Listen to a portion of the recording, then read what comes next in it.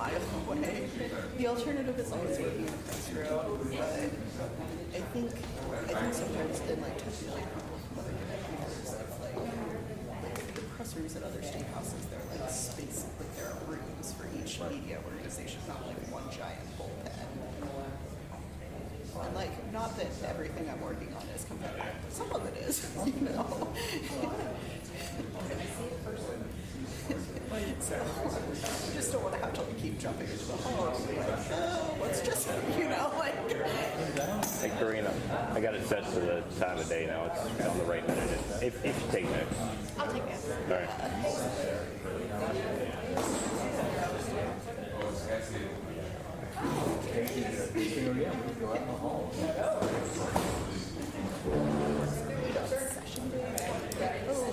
What's the one on that again? Or like, you know, like things that everyone saw at the same time. We're just here to help each other out. Like, I don't mind explaining an amendment. Like, you know, we're all in this together. Let's get accurate reporting out there. But like, if we have like a public records request that we'll talk about, it's not something like, for example, for us.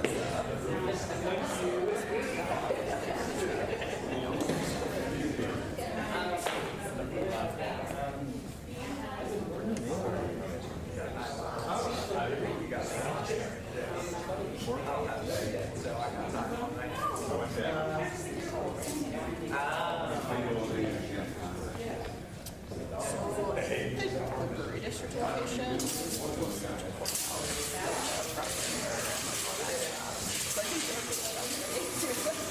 think probably but like, I don't know if he has it. So there are a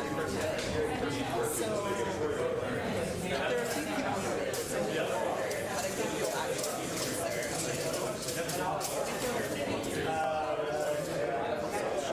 you know, like, it's a wash in some scenarios. Again, I live a mile and a half, or a half mile from work, so, you know. Hey, did you try to call? Like, so much closer, like, not really, like, Okay, no problem. like, my commute is not that hard. I walk most days. Districts, so, like, close to Russell's and, yeah. Oh, yeah.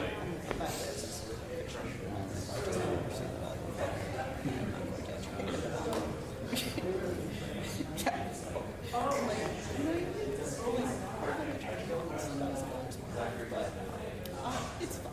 Please let me drive here. And I'm kind of loving it, but it's like an unrealistic expectation, or because like I just can't afford property in that area.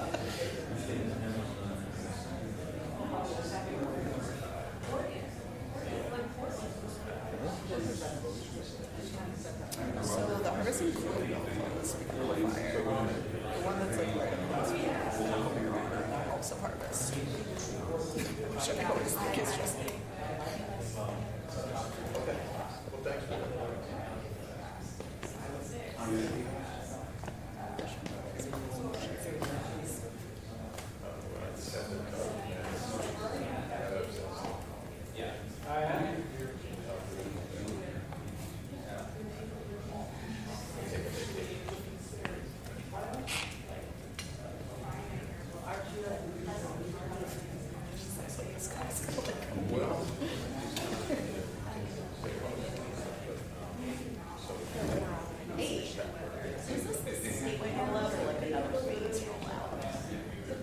Kind of somewhere between.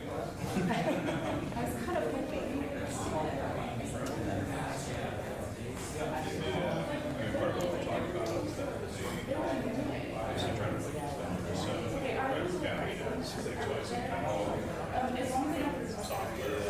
our system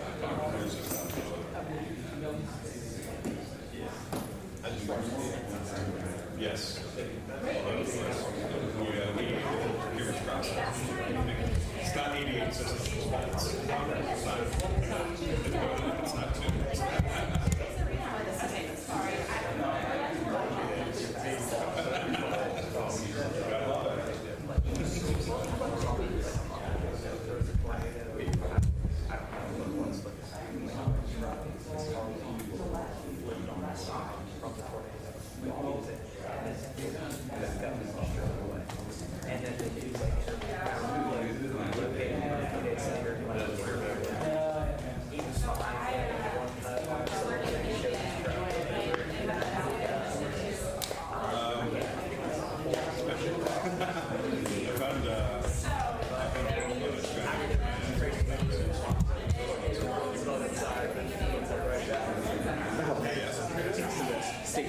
Hey, Andy. I think it was, it was definitely enticed to move. I don't think it could have stayed as a ruler for a greater reason. Even though it was prior to that, I think it's definitely stuff back No. we went over to a friend's house to watch fireworks for Hilliard. Then we had the YMCA back there. It's good. Could do it with that while avoiding the crowds at the traffic zone. That was Saturday. I think up Arlington. You know, Chester has fireworks in Sacramento. Yeah, Columbus does not like to do things with Halloween. They don't like trick or treat on Halloween. They don't like fireworks on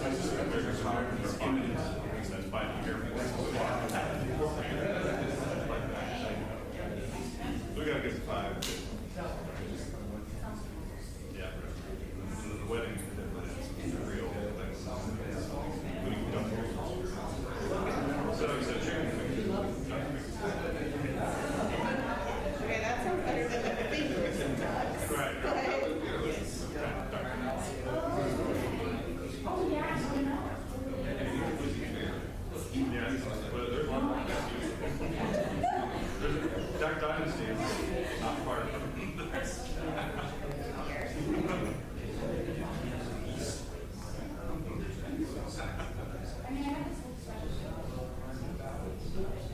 were definitely lots of roadside signs to buy your beer.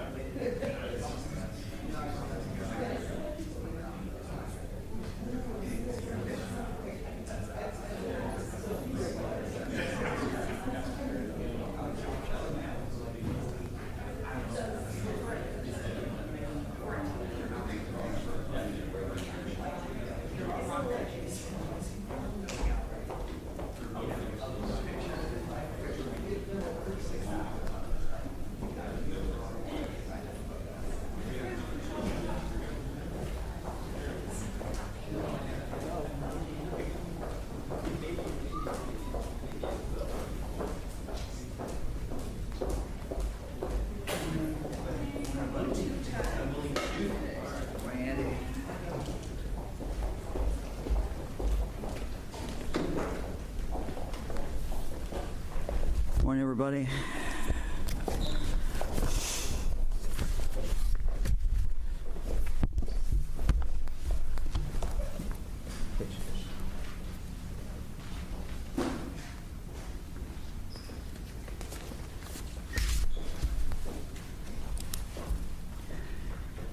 Well, good morning, everyone. I'm pleased to be joined by Lieutenant Governor John Husted, Meigs County Common Pleas Court Judge Linda Warner, Meigs County Sheriff Keith Wood, and Sammy Mugrave. Our topic today is to talk about databases. And I must start with a confession that my longtime focus on databases causes my wife to tell me that people's eyes glaze over when I start talking about databases. But let me just assure you that this is a matter, in some cases, of life and death when we're talking about databases that are in the criminal justice system. The fact is that databases obviously are only as good as the information that is put in, how accurate that information is, and whether or not the information is put in at all. When we're dealing with the criminal justice system, the two easiest examples to, I think, illustrate the importance of databases are the following. Let's take a case. Somebody is, let's say, in Meigs County, and they commit an offense, and they end up in West Virginia, or they end up in Kentucky. If that is not in the national database when they cross the river. It's not in there. And so law enforcement in West Virginia, law enforcement in Kentucky, or any other state that individual goes will be blind to that fact. And so what you can have is an individual, a police officer pulls someone over. Let's say there's a speeding violation or there's some other traffic violation, they pull them over. And that person actually has an outstanding criminal warrant for a serious offense. That law enforcement officer, if that's not in the national database, is walking up blind to that car. The person in the car, on the other hand, knows that they have an outstanding warrant, and they assume that the police officer knows that as well. So you have a very dangerous situation inherently for a police officer. Second example, let's stay with Meigs County. Someone wants to go from Meigs County. They've got an outstanding warrant. They've got a felony, and they go into another state. They go to Kentucky. They go to West Virginia. They want to buy a gun, and they walk in and buy a gun. And that store owner, that clerk, that person who is selling them a gun has absolutely no idea that they are not allowed to own a gun, or not allowed to have a gun sold to them. So these are the two examples. We have been doing some things since I became governor, and Lieutenant Governor John Husted became Lieutenant Governor, to work on this problem. So let me talk a little bit about that. We're here today to tell you about the launch of Ohio's new e-warrant database. The new technology is now available for free for all law enforcement agencies in the state and all courts in the state, to help ensure that our state and federal background check systems have accurate information to identify wanted criminals and to prevent the illegal purchase of guns to those who are legally prohibited from buying them. Meigs County has worked with us and was the very first county to try this new system. We'll hear today from Judge Warner, from Sheriff Wood, from the clerk, about how that is actually working in Meigs County.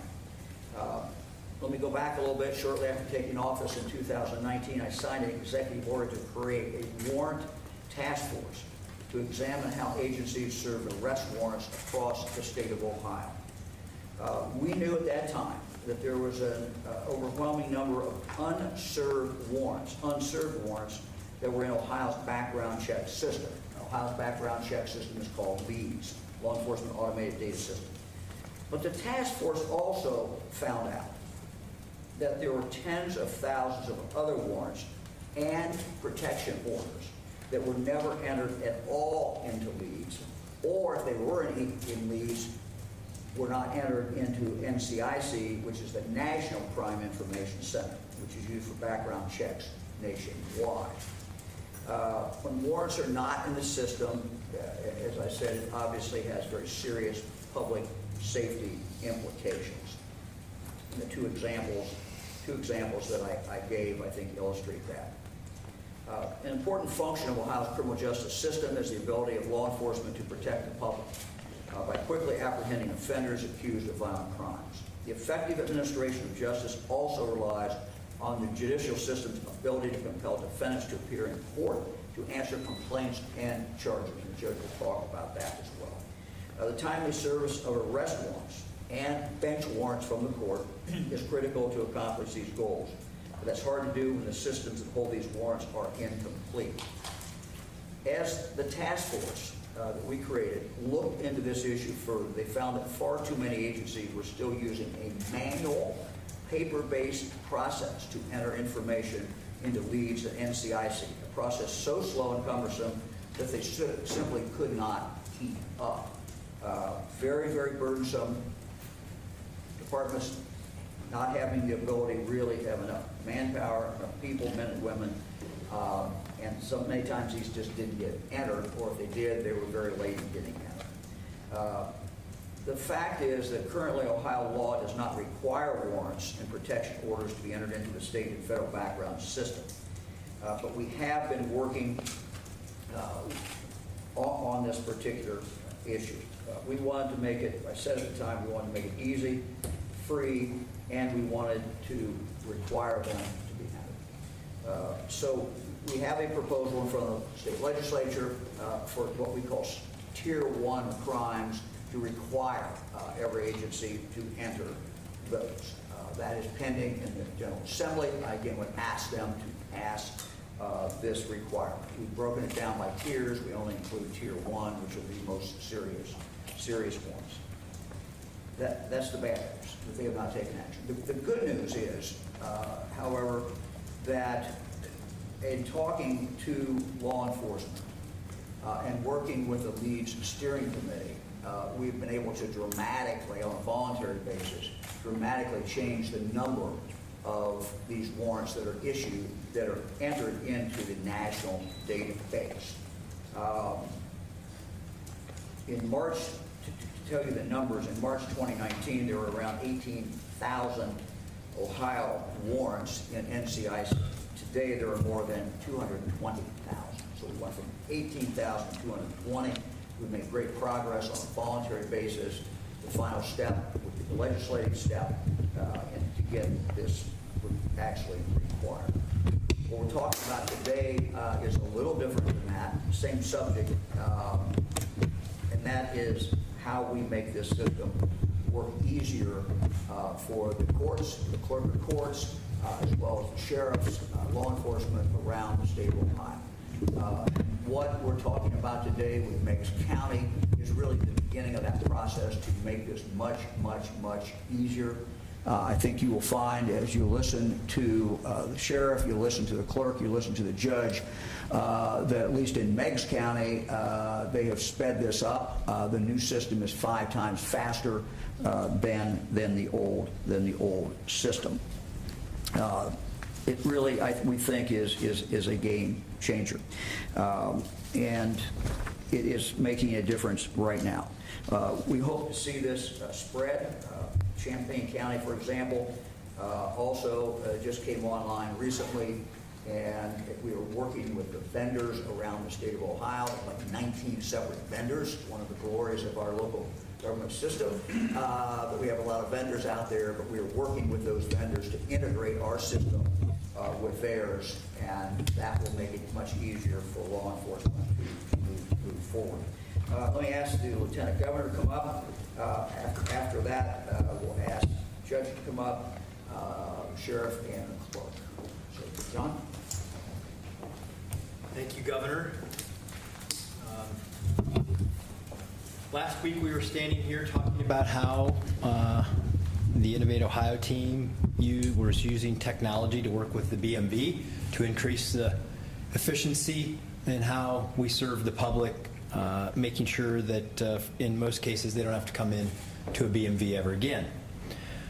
This week we're here talking about similar uses of technology, this time to protect the public and law enforcement and to help our court system and our local law enforcement officials do a better job, be more efficient, and protect the public. It was a goal of Innovate Ohio to use technology to improve the way that we serve government officials and the people of the state of Ohio, and that's exactly what we're doing. To put the database, Governor rightly points out, it's hard sometimes to describe the value of a database to people. Well, what's the value of information? This is critical information that a law enforcement official might need to apprehend a criminal. It's critical information that a gun store owner might need to make sure that they don't sell a gun to somebody who lacks the legal ability to own one. This is why the information matters. This is why this technology is important. The governor tasked Innovate Ohio in helping with the eWarrant project because the team there understands data and databases and how they work best. I have a little background in this as Secretary of State. If you think about it, we had systems of local elections where the information was entered at the County Board of Elections. It made up a big database that helped us make sure that we could run elections where it was easy to vote and hard to cheat. And so it's not that dissimilar from other types of solutions that we're deploying across the state. But we're trying to improve and eventually remove the manual system for processing warrants and decrease the amount of time that it takes them to get entered into the database. And we know that time and information really matters when you're talking about solving crimes and use of the criminal justice system. So the Innovate Ohio team is coordinating with the Ohio Department of Public Safety, the Ohio Department of Administrative Services to develop that system, which we have, and it's fast, seamless submission of warrant and protection order information. Innovate Ohio is funding the system's construction at the cost of $4.7 million. It is free and easy to our friends in local government to use. It's state funded and locally operated. And the more you use it, the more powerful this tool will become. The more we get communities, counties, local officials to adopt it, the more information that will be there, the richer it becomes, and a more useful tool it becomes for all of law enforcement. Governor mentioned that we have Champaign County along with Meigs County that have adopted this initiative. I can tell you that when we first started doing research on this, there were some counties that were still using typewriters to process this information. We're trying to quickly and dramatically change that. The full effect of this, though, won't be realized until we have full participation statewide across all courts, all clerks, and all law enforcement entities. And so our big plea today is that we have a local county here that's using it effectively. I'll let their testimony stand for itself. But we want to get the message out to local governments, to the courts, to the clerks, to the law enforcement officials. This works. It's free and easy. It's there for you. It will save you time, money. It will protect law enforcement officials and protect the community. And we want everybody to use it. Our administration under Governor DeWine's leadership has prioritized this. We've tried to use technology to improve the way we serve people, and I think this is a great illustration of how we can do that. It is efficient. It is effective. It saves time and money. And again, it's free and easy for local officials to use, and we want to emphasize that. But it has limited value until it gets used statewide. And we want everybody to adopt that. We have provided the tools to do this. I want to thank the team at the Department of Public Safety and our local friends who helped us prove that this works and it's easy and it saves money. And I'll get out of the way because you're going to be my most important advocate, because we're going to use the success that you have shown, because we know Meigs County is leading in technology, right? And if Meigs County is leading the way, we hope others will follow. Judge. Thank you. Judge. Thank you. Good morning. My name is Linda Warner. I'm the Common Pleas Court Judge in Meigs County, Ohio. For those that don't know, Meigs County is in southeastern Ohio, very rural Appalachian County of only about 22,000 people. But we, like every other local government, realized there was a need to improve the communication and the passing of information between our clerks of courts and law enforcement agencies and the court. The way it was being done when I took office was literally the clerk, after I gave an order for a warrant, for instance, as a felony judge, I'd order a warrant for an arrest or a warrant on indictment, and the clerk, I'd sign that, and she'd type up, not on a typewriter, but on a computer, the warrant. Physically, someone would bring that to my office. I would sign it. Someone would physically take it back to the clerk of court for file stamping.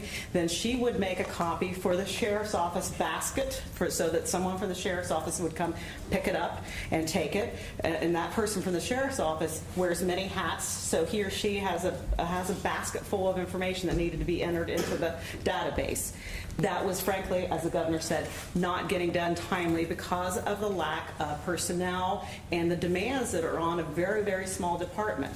So we saw there needed to be this workflow path. So we started working on it even, frankly, before we knew this was in the making. And I think the clerk will mention, we were talking to vendors about creating a very similar workflow, but it was frankly so cost prohibitive and was not going to do nearly what this does. Just to have an electronic communication between the clerks and the courts and the law enforcement, we couldn't afford it. So when I heard that this was in the making, I said, we'll volunteer. We'll certainly jump in. And it's been fantastic. Working with the Department of Public Safety and working with LexisNexis, who are the contractors that were awarded this project, has been huge because that communication really does work instantaneously. I wish that you could see literally how fast, once we e-file. Sammy's great with technology, so we e-file an entry in my court saying, this person didn't show up, we need a warrant for their arrest. Within a matter of minutes, I can get on eWarrants, and I look, I double check, this is the person that I want for whatever reason. I authorize that, and I had the demonstration when we did the very first warrant that way with a Leeds terminal beside me, and it was instantaneously uploaded to Leeds and then consequently to NICS. So that officer, as the governor said, knows that that person he or she's pulling over is potentially a dangerous felon, wanted, because that offender knows he or she's wanted. So it's huge for law enforcement. Also, it takes off a great burden for our law enforcement in carrying papers back and forth. Sheriff Wood will explain to you, he has such a limited staff, and so it was a huge deal to track down paperwork. The clerk is a detail person. She needed papers that showed returns, that, you know, this person was served with this document. And because of the nature of law enforcement, when there's a physical piece of paper, it was often misplaced. It was in the back of a cruiser, or somebody left for vacation. We don't know where that is. This takes away all those kind of real human things that were holding us back, frankly. And it would be huge for our victims and their domestic violence civil protection orders and victims of serious crimes to know that not only has a case been filed, but there has been an effective warrant issued for the individual who may be a danger to that victim and to the public, and that it's done quickly, efficiently, and without hesitation. There's all kinds of safeguards built into it because we're working with the agency that you've all come to rely on. Leeds ran through the Department of Public Safety is very secure. They didn't have to reinvent the wheel. Security's top priority for them. They work with LexisNexis to make sure that nothing can be entered into that database unless every appropriate box is first filled out. There's nothing haphazard about it. It's very organized, it's very secure, so that you don't have warrants out there for people that shouldn't have them. You don't have disqualifying factors for those that should be allowed to get firearms, but by the same token, you immediately know if that person is firearms disabled if they go to a store. You don't wait till a week later when it happens to be put into the database. For the safety of those domestic violence victims and for the safety of the community, that is huge. And it's very, very effective and efficient, and they've been great to work with. I hope that all the counties will jump on board because I can't say enough good about it. Our officers have been wonderful to jump in. You know, they didn't say what I hate to hear, well, we've never done it that way. They were, well, okay, well, how do we do it? We'll work with you. I know, you know, it's different. And the skeptic is here somewhere. We had a skeptic here, and she said, oh, that'll never work. It's just too complicated, the way they do it, the way they've always done it. But now she's a big advocate, so I think that speaks volumes because she's out in the field actually doing the work of law enforcement and sees that as a benefit for them. And I'll entertain any questions later. Thanks, Sheriff. Thanks. Sheriff?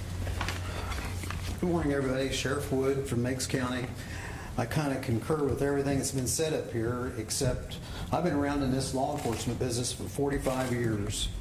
And as a dispatcher deputy in Meigs County back in 1978, we handpicked through a card box to look for anything of a license number, pull out papers, trying to find a paper on somebody that's wanted in maybe Athens County. Maybe they'd sent us, but then that fall of '78, they came to our office with this thing called Leeds. And we're like, Leeds? What's, you know? They brought a lot of boxes in, they set it all up, and they tried to get us all trained in that. And I looked at what we're doing today from that many years ago. This is like we hit the top level of where we need to be for the protection of this communities, or our communities, and every community across the country. I appreciate today that the governor and lieutenant governor and director Stickrath invite us up here. This is quite an honor for us. We are a small community, but this is something that I was never skeptical about, because I believe in one thing: roll your sleeves up, leave your egos outside a door, sit down and try to fix something. And that's what needs to be done with this. All the agencies across this state need to sit down, do those things, roll your sleeves up, sit down and figure out how this is going to work for you, because it is a system that is going to make it better for background checks. That's important. We all know that. Traffic stops that officers walk up to a car unknown what's going to happen, maybe just a little piece of information that would have never been there before. And we want to make sure that the people that's getting their hands on these guns or firearms, that's buying them, that there's not something slipping through a crack there that could have been taken care of by this. And I think this program and this database will get better. I think as time goes on, I think there's going to be things that's going to get included in this. Director Stickrath and I talked about that a little bit, was, about with mental health issues that goes on, how can we integrate that into knowing who's out there that we need to kind of keep an eye on. And we have to. I mean, we've seen here recently how tragic everything is that we're seeing across this country. So we all have to get better. This has been a great project for us. I appreciate what the judge has done and Sammy to make this happen. They sent me so many emails about this thing. I think it caught my phone on fire once. But I'm proud to be a part of this with them, and thank you, everybody. But other counties, the other 87, wake up, get involved. We need you. Sammy.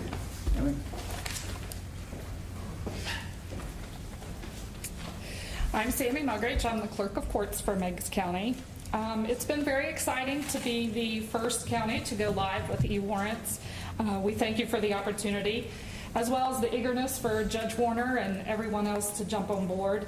I want to give a special thanks to my staff, who was very willing to jump in head first with me on this. Also, the people of LexisNexis, Department of Public Safety, and the rest of the crew have been great to work with and very supportive.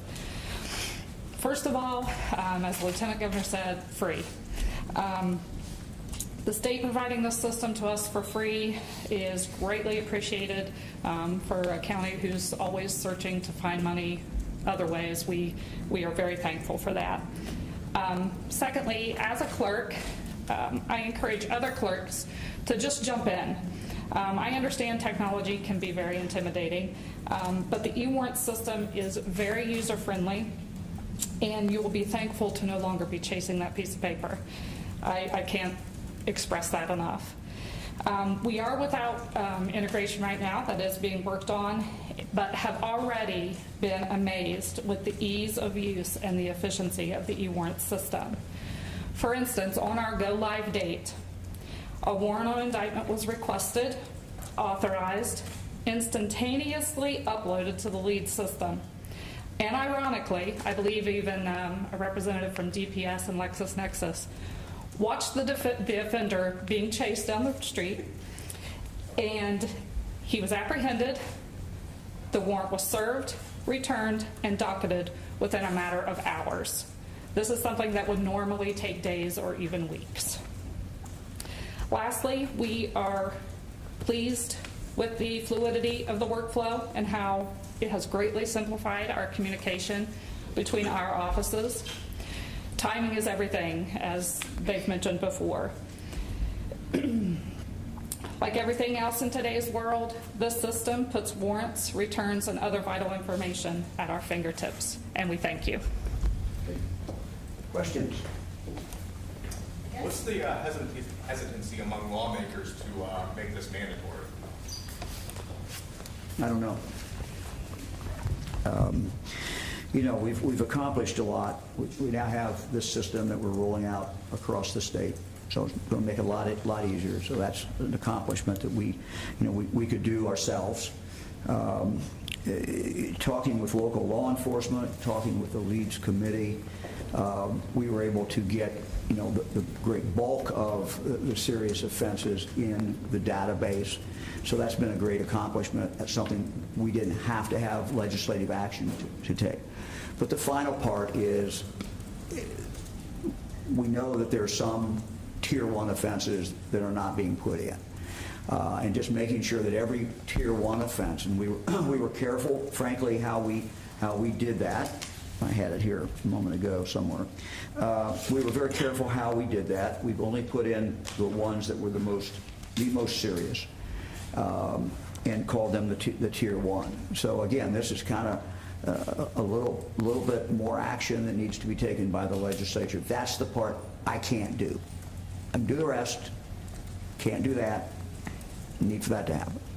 What percentage of agencies or counties are participating in the e-warrant system right now? We just started. It is complicated by the fact that out of 88 counties, there are, I believe, 19, is that correct? Yes. 19 separate vendors that they already have on board that are running whatever system they have. So we have to be able to make our system compatible with those 19. So that is what is really slowing us up. So today we're asking, all the counties, push forward, have a desire to do this. We are in the process now of working with the 19. Karen, you want to add anything to that? Sure. It's Karen Huey, Assistant Director for the Ohio Department of Public Safety. The system is built and it's ready to go. So if someone wants to use the e-warrant system like the judge is using for bench warrants, it is ready to go. A lot of the counties want us to integrate with their vendors. They've invested in their vendors, their case management systems. So we've already begun work with those vendors in development, and we hope to have many of them on the fall. We picked the vendors with the very large footprints across Ohio, so that have a lot of the agencies. So we're hoping to see a lot of momentum pick up. And add to that, two things. That we will pay for the vendor integration, so this is going to be free, so cost is not a reason to do it. And as you heard from the Meigs County folks, there's an incentive. Not only is it free, but it makes 5 times as efficient. Used to take 1 hour, now you can do 5 times that work in 1 hour with this system just in Meigs County. So there is an efficiency that you get from it because you're going to be doing this work anyway. It's just using the database to make it more robust and integrate it with other places so that the county over knows that there is a warrant for somebody's arrest, that the person who's doing the NICS background check for a gun will know that this person has a protection order that's been filed against them, so it just is. There's no reason not to do it. Let me just add something from kind of big picture, and I made a reference earlier. We love our local government system. We're not going to change that system, but what has happened, not just in this area, but in other areas, a county will get a vendor to do something, and then another county will get another vendor to do something. So when we come in and try to say, look, we need an integrated system, we need something that's easy, we'll pay for everything, but we got to integrate. It's not like you're starting over. You've got situations where these counties are already invested in 19 different vendors. And so getting that integration, I'm not a tech person at all, but one of the more frustrating things is to watch how slow it is to get integration between a new system and an old system. And so we're pushing them, we're paying for it, as John says. We want to get it done, and it can't happen soon enough. How long does it take to set up and train on this system, and what is your goal for having this adopted statewide? Yeah. As far as the goal, look, we're moving forward. The only thing we need is county willing to do it, judge willing to do it, sheriff willing to do it, and integration with the vendor.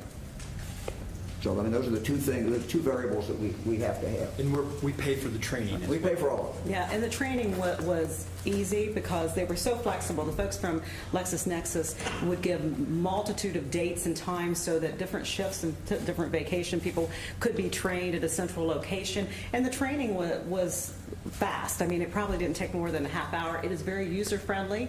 Anybody that hesitates because they're not tech savvy or they're intimidated all by technology, I would say that anybody that can use a smartphone, social media, or text could easily use it because it's very intuitive. So the training doesn't take a lot, and it's hugely appreciated because it's free. A county like ours, as I said, would never be able to afford it on our own. So we have to join with a larger base like this to make it work. But the training was simple.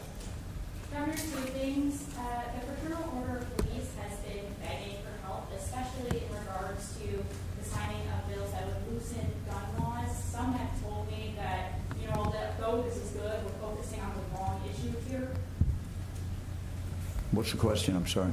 The question is, what is your response to that, and do you feel like we're focusing on the wrong issue? Well, look, we have in front of the legislature, several different proposals that we know will focus on violent repeat offenders. And the one Representative Taylor has, and that bill follows what we have proposed, which is that violent repeat offenders who have a gun, the judge ought to have the discretion to throw the book at them and put them away for a long, long time. That was our proposal. I'm hoping the General Assembly this year will pass it. It's a bill that will make a big difference, and it's a bill that has been asked for by police officers in city after city across the state. Governor, can I add to that? I've talked to many officers about this. This is exactly what they would like to see, is them having access to information to keep them safe when they walk up to a car. When they apprehend somebody, they know who they're dealing with if they have good information. This is exactly what many officers have asked us to do. Let me say something else. As we mourn these mass shootings, and as we see families interviewed, the horrible, horrible tragedy that is, we also need to keep in mind that during that same period of time, if you go across this country, there were many, many other families that are mourning their loved ones because they were killed by violent repeat offenders. And those numbers, those for some reason don't make the headlines. They don't get on CNN. They don't get on Fox. But they're occurring every single day. And we have the ability in Ohio, not to stop all of them, but we have the ability in Ohio to reduce those numbers, and we need to do it. Governor, is there anything you can do with what you're waiting from the legislature on the database? Is there anything you could do through an executive order, given the importance of getting this database up? No. Let me make sure I didn't explain it carefully. We're not waiting for the legislature to get this database up and running. This is a tech issue that the 19 vendors, we have to work with the 19 vendors. We're paying for everything, but we still have to work with them, and we have to have the counties that are willing to do it. So there's nothing we're waiting for from the legislature on that. The only thing we're waiting for the legislature when you deal with this issue is the list that we created, which we call Tier 1, which is the most serious offenses. There is no requirement in law now that anything has to be entered. We think there should be uniformity across the state. And if someone is charged with rape, if someone is charged with aggravated robbery, and on and on and on, the list is about that long, but it's not everything, that should have to be entered, whether it occurs in north, south, east, or west. And the only way we can change that to require it to be entered is for the legislature to pass a law and for me to sign it. Governor, that's the only thing that's left. Can I add one thing to that? I mean, we're 80% of the way, but we don't have the 20. So our goal was to make it free, easy, and mandatory. We've accomplished the first two goals. It's free and easy, and it works. And it works well. And so the reason for doing this today is to to announce that we've done it, but B, to let all of the local officials know that it's there for them. While we have yet to get the mandatory piece via the legislature, there is absolutely nothing preventing every single law enforcement agency, court, and clerk from getting a hold of us and beginning the process in their counties to get this done. We hope that's what will happen today. We believe that we're going to begin to field many calls from local officials who are going to want to do this now that they know it's available, it's free and easy. Governor, I'd like to say one thing, just to that, I'm sorry. Sure. Regarding waiting and how we put this together was very easy for us because it is cost related, but me as a law enforcement officer for years, we're always walking up to something, we don't know what's going on. If we can get an extra edge on something, just a split second, that's crucial to my people that work for me and everybody, troopers and officers across this state. We have to have an extra edge that we got. I truly believe this is going to give capability to law enforcement that knows more about somebody even when we go up there. Not invading on privacies, but and knowing that they have a history. And that's going to benefit the gun sale, that's going to prevent a lot of things. I think that we have to look at this beyond politics. It should be a bipartisan thing that goes forward, that everybody wants this done. And I think you could ask most people across the state, and they would be in favor of this. And everybody likes free. I mean, but It's helpful. But the governor has worked with my office many times on different stuff, and I'm with the director here at Public Safety, very impressed of how they've helped us, many ways. So I encourage the Senate to move forward with this. I encourage other counties to get involved in it. Don't hesitate on something that could determine another life. Let's try to move this forward, get it done, and I think it'll be a better state. So, Governor, you mentioned how important information in this database is, but not every gun purchase is required to go through the background check process. Would you like to see a law that expands background checks so every gun purchase requires to look at this database? I think you better talk to the legislature on that. I don't think they're the folks in the legislature to do that. But if it's so important, would you call on the legislature to do something like that? Well, calling on the legislature doesn't get it done. So, look. Well, then you wouldn't introduce a budget then. You wouldn't introduce anything if calling on the legislature doesn't. Well, what we have tried to focus on is what we can control. And what we control is making sure that the information is going in is accurate and good information. That's what we can do. That's what I can control as the governor. Oh. Governor, could you respond to the death of Jalen Walker in Akron, and then kind of a follow-up? Why haven't police reforms moved in the Ohio legislature? Yeah, first of all, everyone, I think, feels for his family. It's a great tragedy. I put faith in the system. The Attorney General's office is doing the investigation. That investigation is continuing. I also want to thank the family for their very early comments asking for demonstrations to be peaceful and not have more violence. Again, our hearts go out to the family, and this is a process that the Attorney General's office is going through and doing this investigation. I think it is, this is the process that we envision, that there would be a separate entity, a separate agency that would be doing the investigation. I think that helps people feel better about it, and it's the appearance of an impartial examination of this is very, very important. These things take time. They take longer than we would want. But I know from talking to the Attorney General that he will do everything he can to keep this moving forward. I've been in contact, on a number of different occasions with the mayor. Tom Stickerath, heads up public safety, has also been in contact with the police department. Our highway patrol has also been working with with the Akron Police Department. So, and I missed one of your questions. I missed the real question. I'm sorry. No, that's all right. I tried to get it cheaper in there. The police reform that No. you had advocated for, why hasn't that been Look, this police reform was worked on by community leaders across the state. It was worked on by the FOP. They were at the table. It is a reasonable proposal. The things that are in this bill are long past due. They have to do with accountability. They have to do with treating the profession of being a police officer as what it is, which is a profession.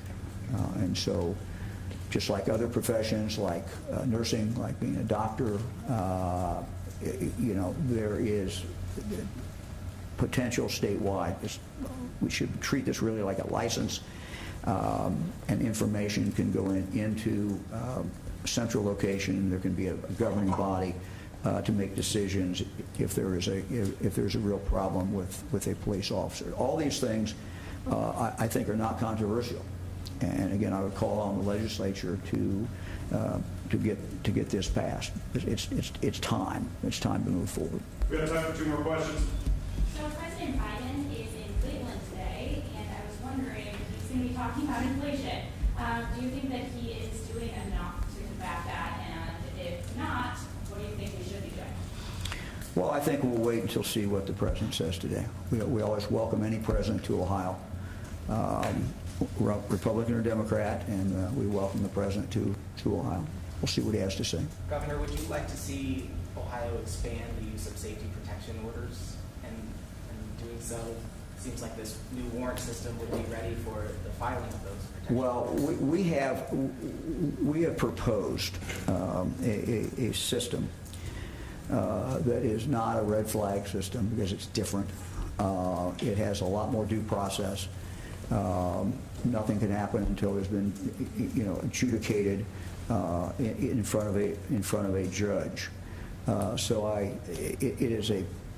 That is our proposal. That is what we think the legislature should pass. Again, this shouldn't be very, very controversial. The passing of this, and I want to say this about any kind of legislative proposal, I think sometimes we make a mistake and we say, well, would this piece of legislation or this proposal, would a certain tragedy that just occurred, would it have occurred if that had been on the books? And the answer is, that's really not the question. The question is, will it make a difference? And I think that the vast majority of Ohioans would agree that information about someone that is relevant to whether or not they are a danger to themselves and whether they are a danger to the public is relevant to whether or not they can walk in and buy a gun.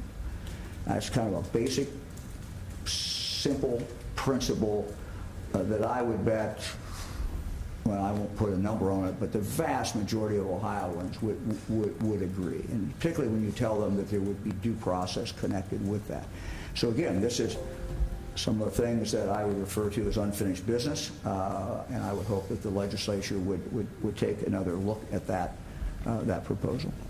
I did have one other question. The Indianapolis Star reported on a 10-year-old girl who went to Indiana to obtain an abortion because she's not permitted to under the law that you signed in 2019. Can you react to that scenario? Yeah.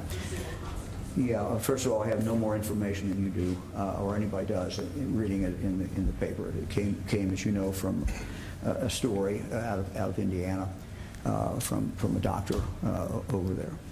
This is a horrible, horrible tragedy. For a 10-year-old to be assaulted, a 10-year-old to be raped. As a father and as a grandfather, it's just gut-wrenching to even think about it. I assume that the doctor has reported this.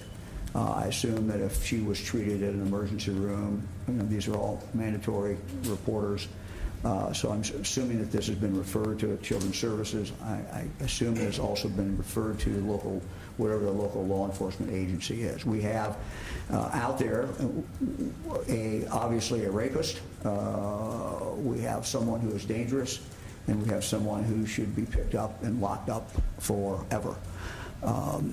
And again, not knowing all the facts of the case, I'm just assuming that process has in fact been followed. So thank you all very much. Thanks, everybody.